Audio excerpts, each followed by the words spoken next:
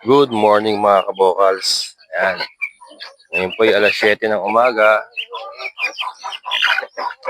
Kape muna tayo. Ang sarap nung tunog ng mga manok, mga baboy. Tilaok ng manok ang maririnig natin tuwing umaga, hindi marites. Ayan mga kabokals. Ito po yung ating mga breeders, mga decal brown breeders natin. Ito yung ating mga shamu. Ayan. So, kakakape muna ako mga kabokals. Then mamaya, papakain na naman tayo. Ayan.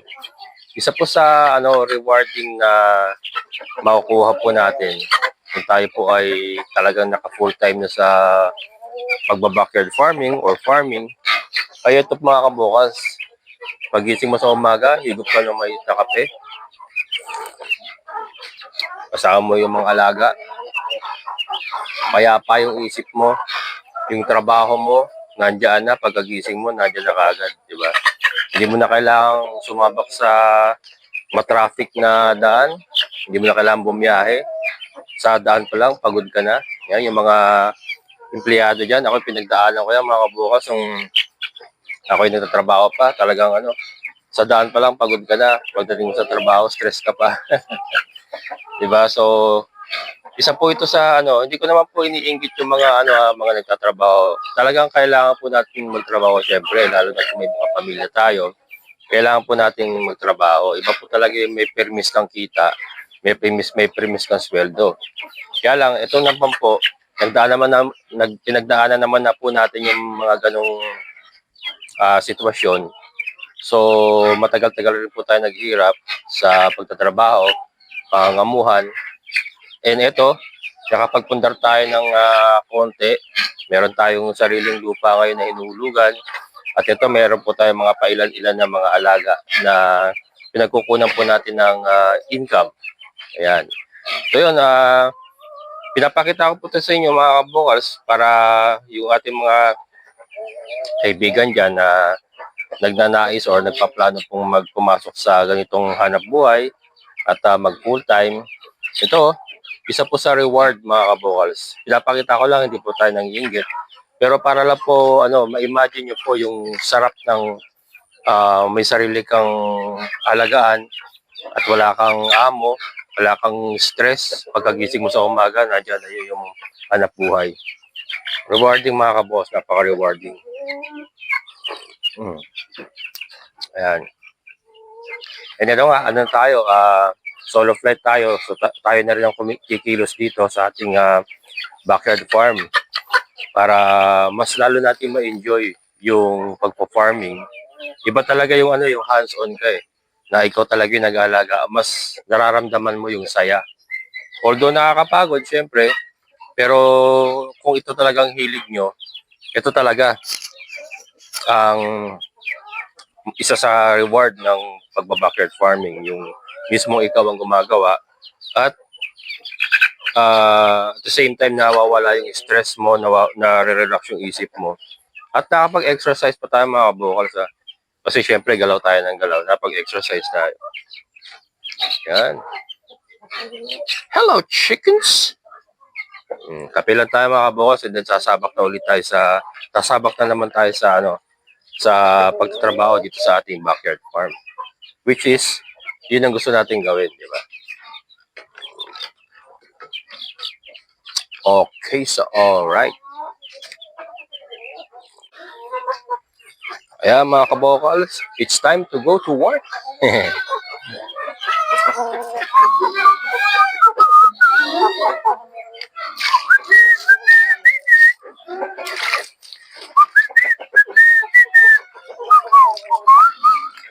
Nakakita niyo naman, pasipol-sipol na si kabokals, mga kabokals.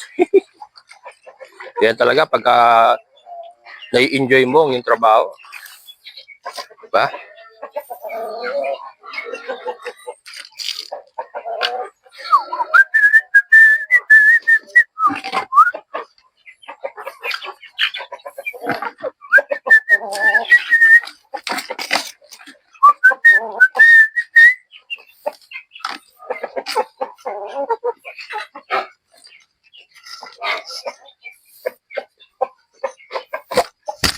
Flex ko lang mga kabokals. Napaganda na nito ang ating Dong Xiaobo mga kabokals. Oh. Nakita nyo naman, mukhang raptor. Yung ating Dong Xiaobo. Sorry, madilim. Ayan. Ating Dong Xiaobo. Haba ng paa.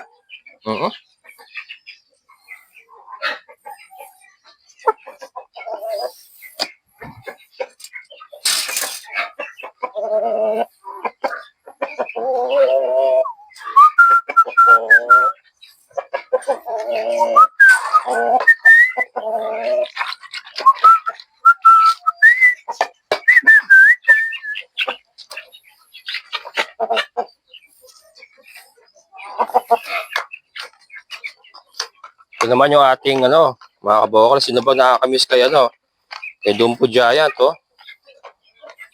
Nakakamiss niyo ba si Dumpo Giant, mga kabokals? Nakakita niya naman si Dumpo Giant, oh. Nakakamiss niyo ba yan?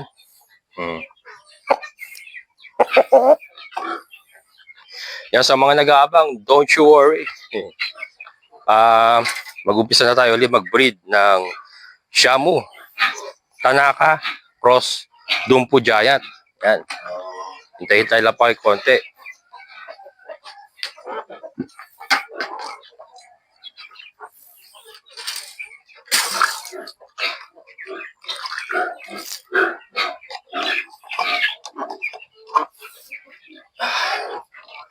Ito si Tanaka, mga kabokals, oh. Ito yung ating Tanaka. Lapad na likod, oh. Tanaka. Shamu, Tanaka.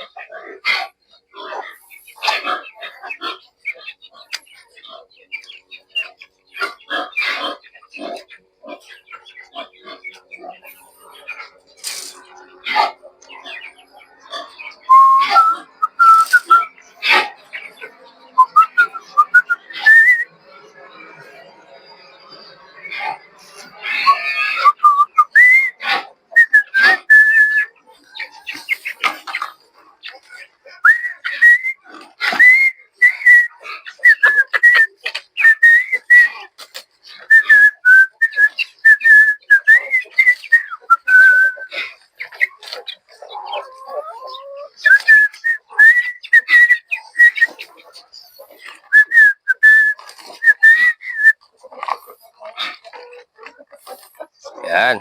Ito naman po yung ating mga flex ko lang, mga kabokals, oh. Yung ating mga batang yung ating mga batang Dong Xiaobo, mga kabokals. Ang gaganda na rin, oh. Ito mga babae ito. Yan. Ang plano ko rito, i-cross ko sa darag na lalaki. And then yung kanina pinakita ko na lalaki, i-cross ko sa darag na babae. Mangyayari ng three-way cross kasi ito, Dong Tao Shamu na. Dong Tao Shamu na. O-cross pa natin sa darag, Dong Tao Shamu darag. So, Dong Xiaobo, Dong Xiaorag. Dong Xiaorag. Hindi, joke lang. Ayan, mga kabokals. Puro babae ito, 5. 5 to, mga kabokals. I-keep natin to, hindi ko ibebenta ito. I-cross natin ito sa darag.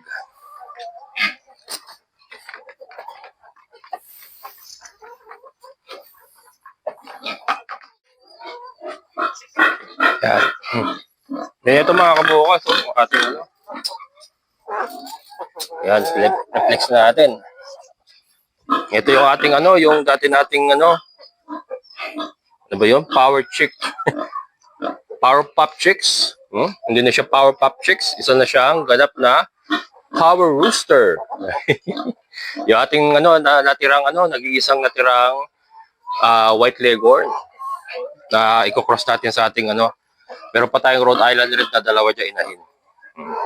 Isa lang siya natira, nangamatay yung kapatid niya eh. Na.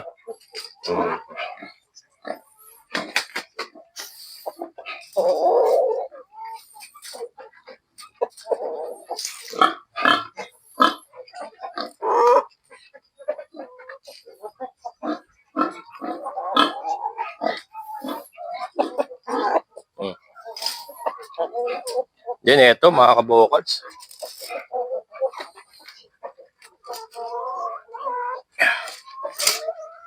Ito, yung ating Dongtao Rooster. Ang ating Dongtao Rooster. Yan. Nakakita niyo ba yan mga kabokals? Ito yung ating Dongtao Rooster. Yun. Yan. Kaya lang, ang problema ko rito, hindi sumasampa mga kabokals. May ganun daw talagang Dongtao, hindi talaga sumasampa. So, mangyari nito, display na lang siya rito. Display na lang siya. Okay ka na lang.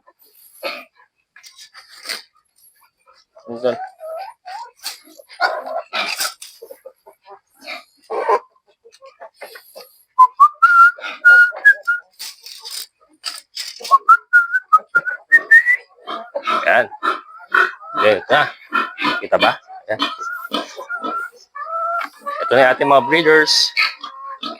Mga decal brown breeders. Can you see me? So ito mga kabokals, kung mapansin nyo, may sakong takip. Nakatakip na sako yung pugaran nila. Kasi sa gabi, tinutulugan nila. Kaya tinatakpan. Tinatakpan ko ng sako para hindi nila tulugan. Hindi tinatanggal na lang uli sa umaga. Yan. Para hindi tulugan. Kasi mapupuno ng ipot.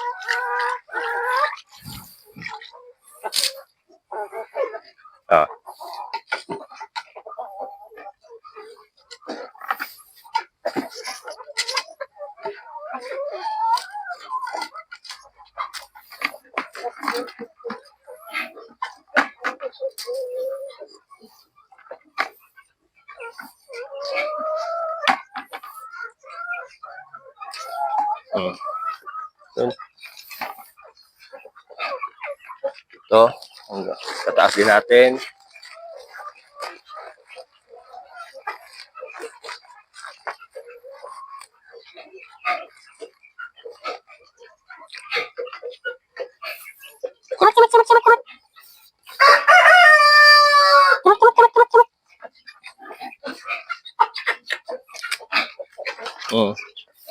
Yun na.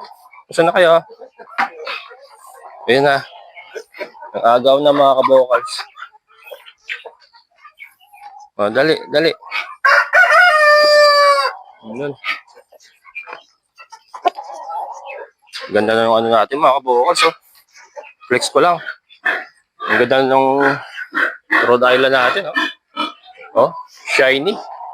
Shiny hair.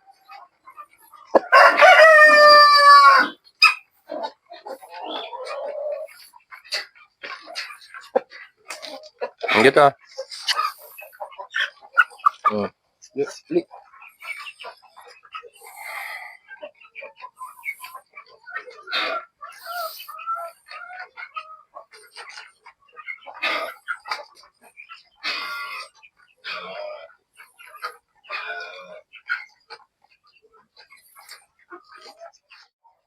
Yan.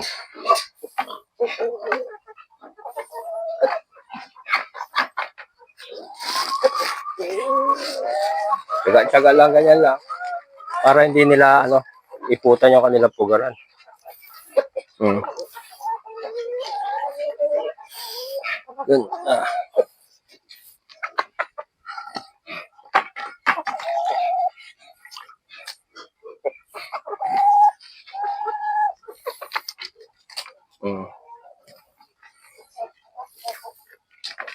Ayan, mga kabokals. So, tapos na tayo dito sa breeders. Doon naman tayo sa mga layers natin.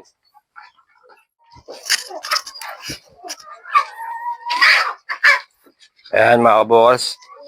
Dito naman tayo sa ating mga layers. Pero ito, may kasama pa itong kabir. Saka Dongtao.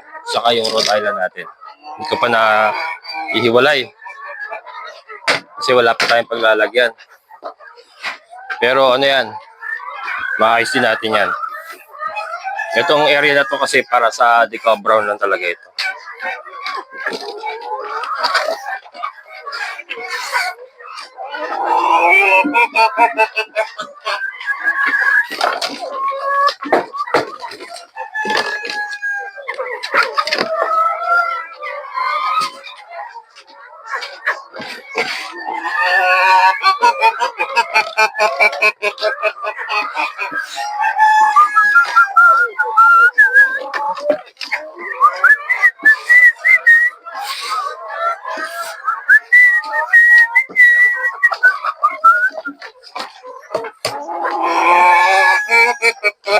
Yan.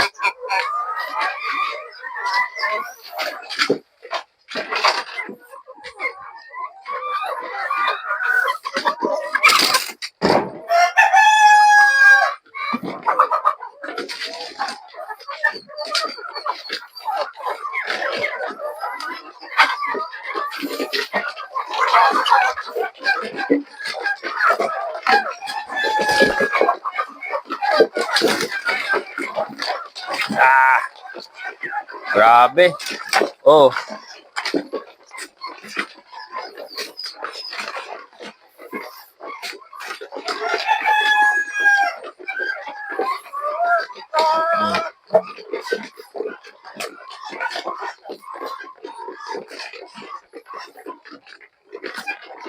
yan mga kabokals, oh.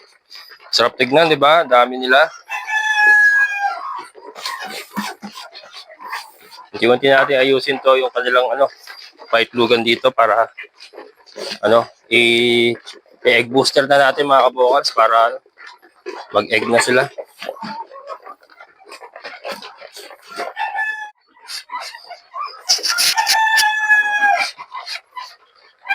Ngayon naman yung ating mga pato.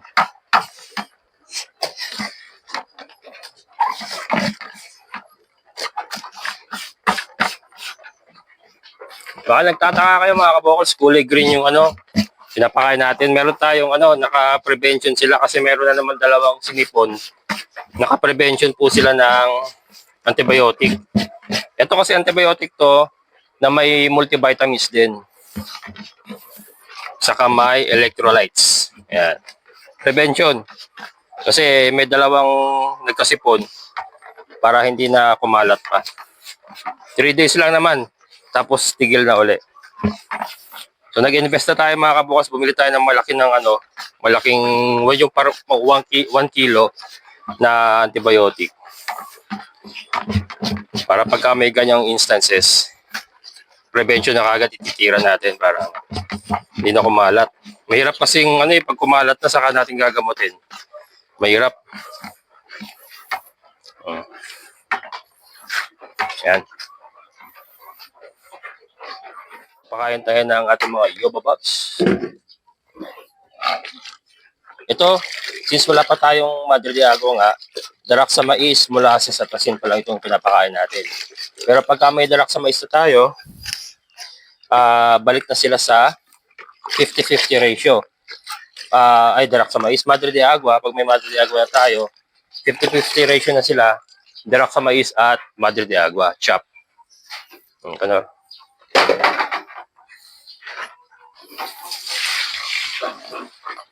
Makita nyo pati yung ating pagpapakain ngayon sa ating mga baboy ay ginhawa na. Hindi katulad dati na masikip ang galawan, madilim, tapos yero pa yung yung takip, yung nila pintuan, nakakasugat. Ngayon ay maliwalas at madali ang ating galawan kasi may mga pintuan na sila na kawayan. Diba? So may improvement na. So mas madali. Mas madali talaga ang ating galawan ngayon compared dun sa dati natin. Kaya kaya na natin mag-isa to. Nakaya ko nga dun sa pahirapan, di ba mga kabukals? What more ngayon na mas madali ating galawan. Talaga ngayon na-enjoy ko. Na-enjoy ko kasi walang walang hirap nga. Hindi katulad nung dati na masikip saka wala sa ayos. Yan. Okay.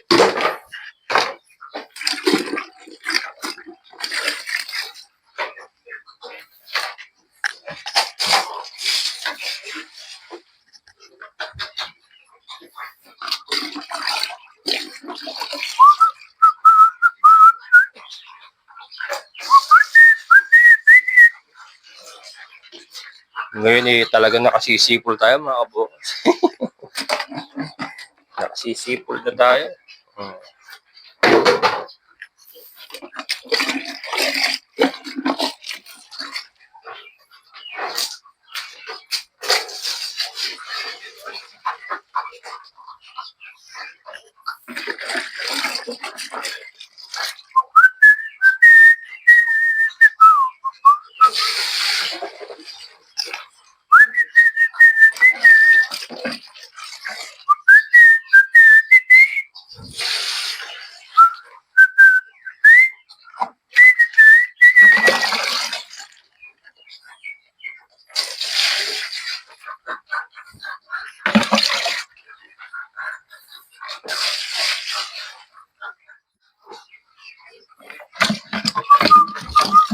Si Trisha ay bumabalik ng appetite niya kasi ano na, palipas na yung kanyang paglalandi.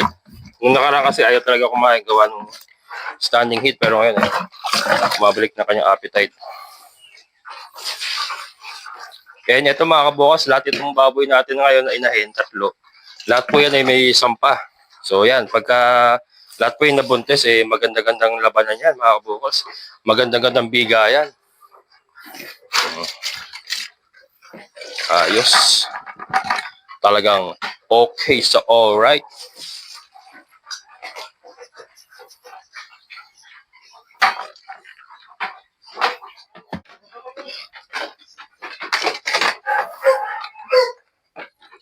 Ayan mga kabukas.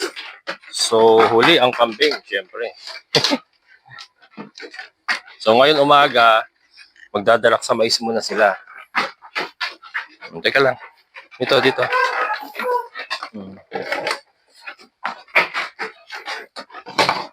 Ali.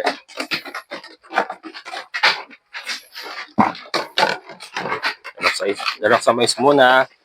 Tapos mamaya, gusto nyo daw ang saging. O gusto nyo damo.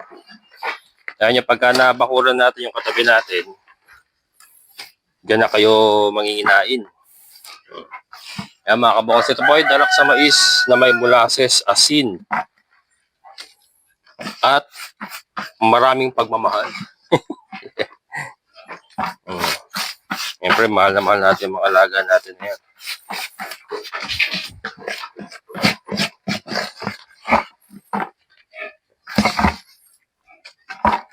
Gusto ko din sa mga kambing ko, sanay na silang kumain ng dalak sa mais na may molasses at asin. Kaya hindi na tayo nahihirapang, kasi yung iba sa tubig pinapadaan eh. Ito kasi mas maganda, nakakain nila lahat yung molasses at asin na nilalagay natin. Unlike sa tubig, minsan din nila nauubos. Pero pwede rin naman sa tubig kung hindi sanay. Kaya lang ito nga, mas para sa akin, tapos may dalak sa mais pa. Pang dagdag puwersa. Dagdag puwersa. Ayan. Sa inyo yan. Kaya dagul to. Ayan mga kabokals. At yung mga kambing.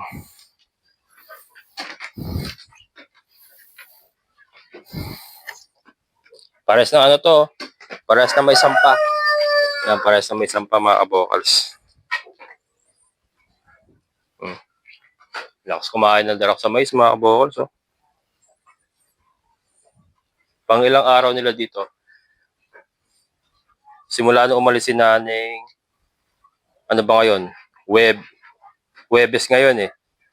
Sunday, Monday, Tuesday, Miyerkules. Pang 5 araw nila mga kabukas na nakakulong dito na hindi nakakalpas. Pero okay naman kasi nakakaalpas naman sila.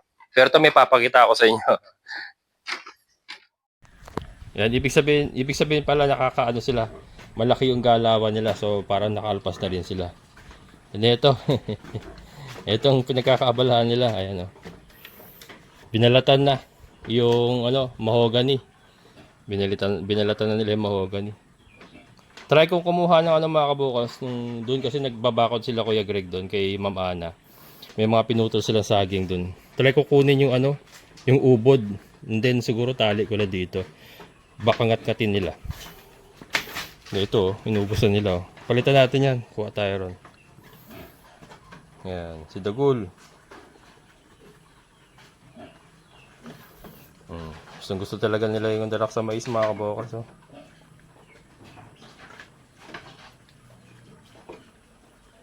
Kaya abangan nyo mga kabokals, yung silong na yan, hindi po masasayang yan. Kasi paglalagyan po natin ng manok yan, yung mga grow out natin dyan natin ilalagay. Papalibutan na natin ng net yan, yung sa mga gilid na paa, yun ang pagtatalian natin ng net. Nakapalibot yan. Etong ilalim na hagdan, kasi may nabasa ako na aksaya daw yung space ng ilalim ng hagdan. Hindi po, kasama po yan. Kasama po yun sa net. Ang net natin hanggang dito mga kabokals ay ano, i-connecta natin dito. So yung ilalim na hagdan na to, magiging alpasan pa rin yan na mag-grow out natin ng manok. Wala po masasayang dyan. Kasi kailangan po natin itong dalawahan na hagdan. Kasi ito po yung palabas dyan pagpaalpasin natin sila dyan. Ito naman po yung papunta rito. Kung sakasakali pong gamitin na ni Sergio nito at hindi na po tayo pwede magpaalpas ng ating mga kambing, ila-lockdown na natin yan and then dito na magiging daan nila. Kaya dalawa po yung hagdan natin na yan. Yan yung ilalim ay magiging alpasan pa rin ng manok. Kaya hanggang dyan po ang alpasan ng manok sa ilalim na hagdan na yan. Wala po masasayang na space. Kasi ang goal nga po natin is i-maximize lahat ng posibleng magamit natin dito sa ating bagong area. Kaya hindi po masasayang yan. Then ito sarahan natin ginawa ko na para hindi mahirap oh. Pero parang mahirap pa rin. Ayan, ayan. Ayan. Ubus na kagad. Sige. Yan naman yung suplemento lang mga kabukals kasi manguha pa nga ako ng dahon na saging. Kasi hindi ko sila mapalpas, hindi ko sila maitali. Gawa nung uuwi pa ako sa Jose del Monte. At tayo nga, hindi pa natin naayos yung sitwasyon natin kay Mother. So kailangan araw-araw ay umuwi pa rin ako ng San Jose del Monte and then balik uli mamayang hapon. Para naman ano, yung matignan-tignan natin siya doon, maasikaso natin. Ubus na kagad. Oh. So yan, hindi nakakain na sila ng molasses at asin. Pinadaan natin sa darak sa mais. So yun po ang ating technique. Yan, ito, pasisilip uli sa inyo mga kabukals yung ating surroundings. Ayan sir, Sir June, yan, shoutout kay Sir June. Yung may-ari po ng 400 square meter dito sa tabi ko. Nababakura namin. Patapos na po sila Kuya Greg doon, Sir June. Yan, konting ano na lang po. Sorry at sobrang na-delay na po tayo. Ayan, and yung mga kawayan naman natin naka-ready na. Yung gagawa na lang po kasi alam niyo naman po na nawalan tayo ng tao. So sila Kuya Greg at Alfred, yung mga lokal dito, yun na lang pong inaasahan natin na gagawa. Ayan. Sarap manalbos na ito mamaya. Tanim ni Kuya Greg yan mga kabukals eh. Talbos na yan. Sarap yan mamaya. Sausaw sa bagong isda na may sili. Halabos. Ayan, ubos na. Ubos na kaagad. Ito sigurado to buntis to kasi makailang ulit siya nasampa ni Dagul. Ito si Bambi 2 beses kasi ibinigay ko lang. Wala pa kasi. Hindi pa tapos ito nung naglandi siya. Nasa silong pa lang sila nun. Pero nakadalawang sampa si Dagul sa kanya. Ito, 1 to sawa kasi nandito na sila eh. Kaya yun maganda. Maganda rin yung ganitong setup na ano. Kasi kusa na lang silang papasok kay Dagul. Ayan. Yes na? Okay. Kukuha ako ng dahon. Dali lang ha. Yan lang. Boss. Simut to the max. Yan mga kabukals, malapit na tayo matapos. Ngayong umaga ha. So pinapaliguan lang natin to si Kimberly. Mga baboy natin. Para mapreskuhan. And sabay linis na rin ng kulungan nila. Ano ko naman ba? Sana'y buntis na to si Kimberly. Kasi hindi na siya naglandi ulit.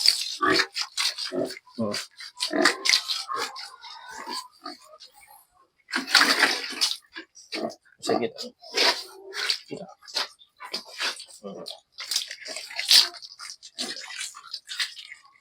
Yan mga kabukals. Ginhawa oh, kasi nakita nyo yung tubig mga kabukals. Dire-diretso lang yung tubig doon oh, sa ating butas. Yan mga kabukals. Sapat naman yung tubig natin sa ngayon kasi hindi naman natin sila kailangan paliguan araw-araw. Ano naman malamig naman ngayon. So, sakto lang yung mga kabokals, yung pagpapaposo natin. Sakto lang by Feb or March, April, ganyan. Tag-init. Kasi doon natin kailangan ng maraming tubig. Yan. Press ko na ulit ang Kimberly ko. Na. Press ko na ako Kimberly ko. Halika na. Lapit ka, Papa. Kaba, oh. Mga kabokals eh. Kimberly, pakabait niyan. Mamaya ulit, ha? Mamaya ulit. Hindi ko ikaw ulit, mamaya.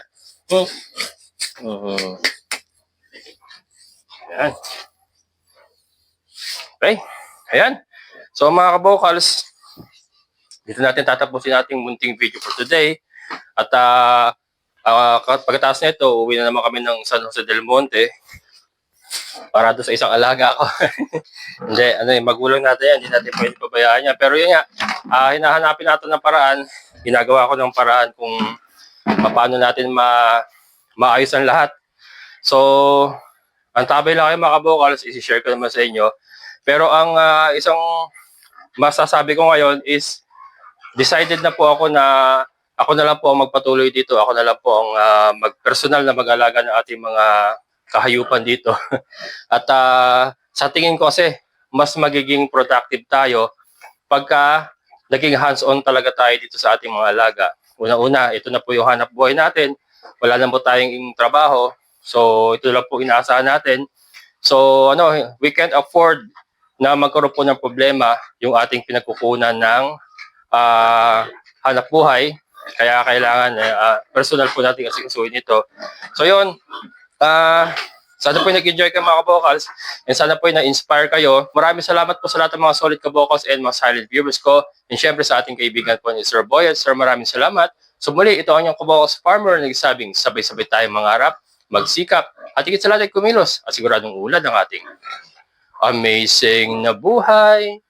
Bye-bye!